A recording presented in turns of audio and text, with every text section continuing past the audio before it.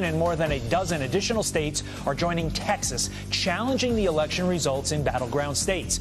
Texas Attorney General Ken Paxton arguing that the 62 Electoral College votes in Georgia, Michigan, Pennsylvania, and Wisconsin should be invalidated, claiming those states acted unconstitutionally when they moved to massively expand mail-in voting, adding only state legislatures can change election laws. Press Secretary Kayleigh McEnany had this to say last night. This case, for those who read it, it goes state by state and shows how what happened, the unconstitutional enactments by Democrat Secretary of States in contravention of the legislature, how it could have been outcome determinative. Now, if the Supreme Court decides to hear the case and if it rules in the president's favor, those 62 electoral votes would be enough to swing the election, giving the president 4 more years in the White House. The 4 states being sued have until 3 o'clock today to file a response with the Supreme Court. This, as Fox News has learned, there will be more than 4,000 poll watchers during next month's Georgia Senate runoff. All right, it's a day we've all been waiting for. Today, the FDA will discuss emergency approval of Pfizer's coronavirus vaccine. It comes as the U.S. reports more than 3,000 COVID-19 deaths in a single day. Ashley Strohmeyer joins me live with when we can expect the vaccine to be distributed. Ashley. Yeah, as soon as the FDA gives the all clear to distribute the vaccine, the feds say they are ready to administer 2.9 million doses. However, according to an official with the FDA, that approval might not come for another couple of days or even next week.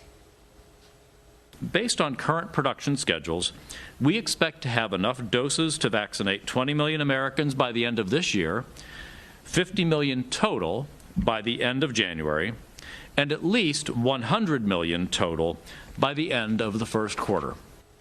And this would make the U.S. and Canada the second Western nation to approve the Pfizer vaccine, as the U.K. investigates whether or not it caused allergic reactions. Patients or subjects with severe allergic reaction history have been excluded from the clinical trials, which is classic. So my expectation is that this is new news. And I would assume, but of course the FDA will make those decisions, that tomorrow this will be part of the consideration. Meantime, the U.S. hit another grim milestone, more than 3,000 daily deaths. Dr. Fauci is saying he'd take the vaccine if it's deemed safe. Listen. If the United States Food and Drug Administration says that a vaccine is safe and effective, I can promise you that I will take that vaccine myself, and I will recommend that my family does that. The U.S. Department of Defense is sending about 45 U.S. Army medical personnel to help take the strain off of Wisconsin hospitals.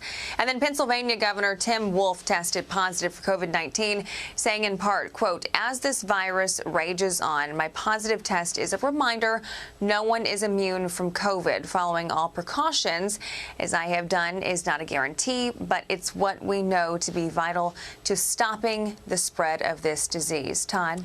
Ashley Strohmeyer in the newsroom. Ashley, thanks. A federal investigation underway into Hunter Biden's taxes. The president-elect's son confirming the probe by the U.S. Attorney's Office in Delaware, saying, quote, "I take this matter very seriously, but I'm confident that a professional and objective review of these matters will demonstrate that I handled my affairs legally and appropriately." Sources telling Fox News the probe stems from funds he received from foreign countries, including China. Congressman Eric Swalwell says he never shared sensitive information with a suspected Chinese spy, hinting that the Axios bombshell linking him to the woman only surfaced because of his part in President Trump's impeachment.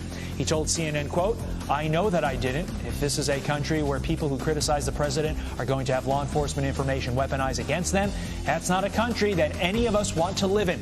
Asia analyst Gordon Chang joined Fox and Friends first and says this reaction from a House Intel member is concerning. I'm concerned about what Swalwell says. You know, any congressman can be the target of a Chinese intelligence operation. I'm sure most of them are. That's not the point. The point, though, is Swalwell's reaction, as you suggest. For he was on the House Intel Committee. He knew that China was the #1 national security threat to the United States, but he downplayed that. All he talked about was Russia. And I think that was because it was a partisan narrative against President Trump. Florida Senator Rick Scott and House Minority Leader Kevin McCarthy now calling for Swalwell to be booted from the House Intel Committee. The latest SpaceX test flight ends like this. Watch.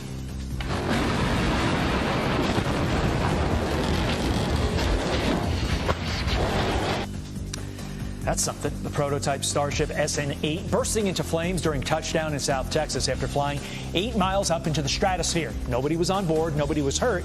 SpaceX owner Elon Musk says the test flight was still a success despite the explosion, tweeting in part, "We got all the data we needed. Congrats, SpaceX team."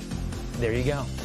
And finally, want to live like a kid for a night? FAO Schwartz will let you do just that. The iconic NYC toy store offering a one-night stay on Airbnb. The rental, only $25, only available for one lucky family, though. It includes a $1,000 shopping